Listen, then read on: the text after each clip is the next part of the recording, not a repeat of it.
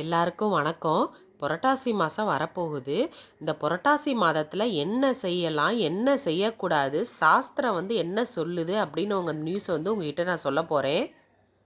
புண்ணியம் தரும் புரட்டாசி மாதம்தான் தெய்வீக வழிபாட்டுக்கு உரியது. எல்லாத்துக்கும் ஒரு சந்தேகம் இருக்கும். இந்த மாதத்தில் திருமணம் செய்யலாமா வேண்டாமா, வீடு கிரகப்பிரவேசம் பண்ணலாமா வேணாமா, சுபகாரியங்களை தான் செய்யலாம் செய்யக்கூடாது அப்படின்னு தான் சொல்ல போகிறேன். தமிழ் மாதங்களில் ஆனி, ஆடி, புரட்டாசி, மார்கழி, பங்குனி ஆகிய மாதங்களில் வீடு வாங்கவும் கூடாது, வீடு குடியேறவும் கூடாது அப்படின்னு தான் நம்ம முன்னோர்கள் சொல்லியிருக்காங்க. புரட்டாசி மாதம் மகாலயபட்சம் முன்னோர்களுக்காக அனுசரிக்கப்படுகிறதுங்க. அதே போல் பெருமாளுக்கு விரதம் இருக்கும் மாதம் தான் இந்த புரட்டாசி மாதம். நவராத்திரி பண்டிகைகள் கூட இந்த மாதத்தில் கொண்டாடுவாங்க.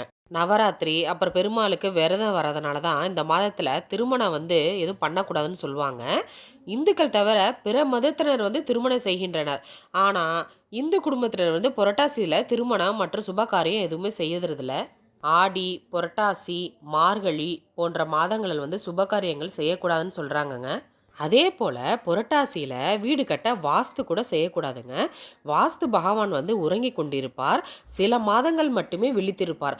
அந்த மாதம் மட்டும்தான் பூஜை செஞ்சால் தடைகள் இன்றி வீடு கட்ட முடியும். அதே போல் இந்த புரட்டாசி மாதத்தில் வீடு கூட பால் காய்ச்சி குடி போகக்கூடாதுங்க.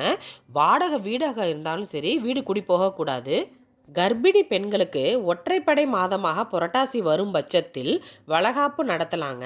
அது ஒரு நாள் பண்டிகை தான். அதனால் இது நீங்கள் பண்ணலாம்.